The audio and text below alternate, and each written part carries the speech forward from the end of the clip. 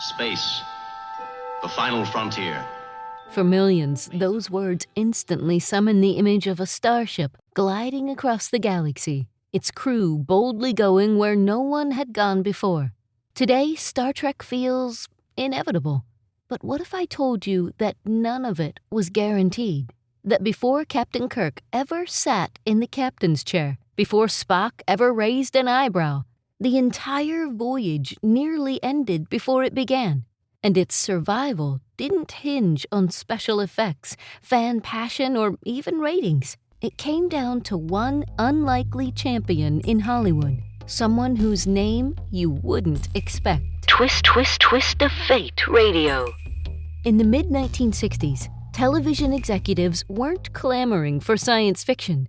Westerns ruled the airwaves. Family comedies dominated primetime, and while space exploration was making headlines, TV networks didn't believe audiences wanted science fiction mixed with philosophy and social commentary. When Gene Roddenberry pitched his idea for a wagon train to the stars, executives at NBC were intrigued but skeptical.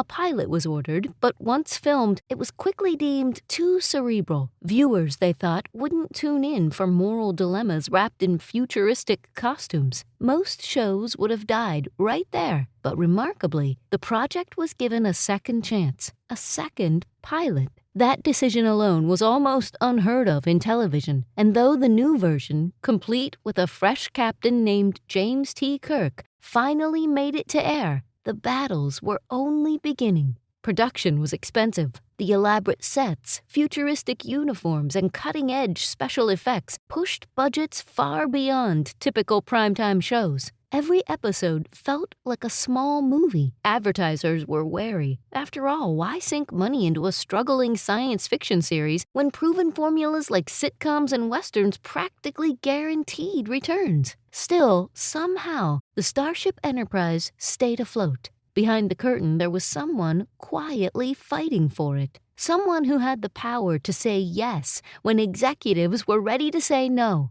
Week after week, as memos circulated about cancellation, this person kept authorizing the checks. Without their backing, the show would have vanished after the first failed pilot. Even with this hidden support, the show struggled. Ratings were middling. Critics weren't always kind. And by the third season, NBC finally pulled the plug. Star Trek was over. To the network, it was another gamble that hadn't paid off. The voyage, it seemed, had ended. But then came syndication. Instead of fading into obscurity, Star Trek's audience grew. Children discovered it after school. College students saw it in a reflection of the turbulent 1960s, the civil rights movement, the Cold War, the hope for unity. Fan conventions sprang up, filled with people who believed passionately that the show had something important to say. From there, the legacy snowballed. Films, spin-offs, countless novels, and an entire universe of stories. The once canceled series became one of the most successful franchises in entertainment history. Its influence touched not just television and film, but science itself. Astronauts, engineers, and inventors have cited Star Trek as their inspiration. Here's the twist. The unlikely hero who kept Star Trek alive wasn't a studio mogul, a science fiction visionary, or even someone known for loving outer space.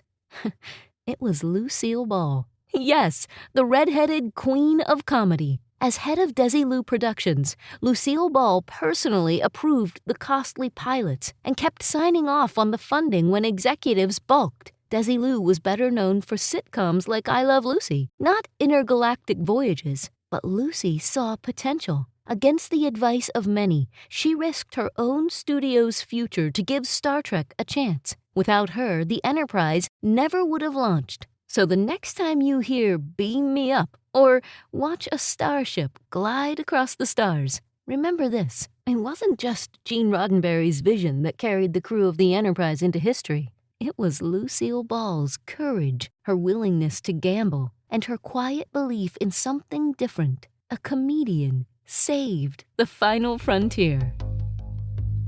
Thanks for listening to Twist of Fate Radio. I'm Angela Clark. Curious how fate works? Find more twists and share your own at twistoffateradio.com.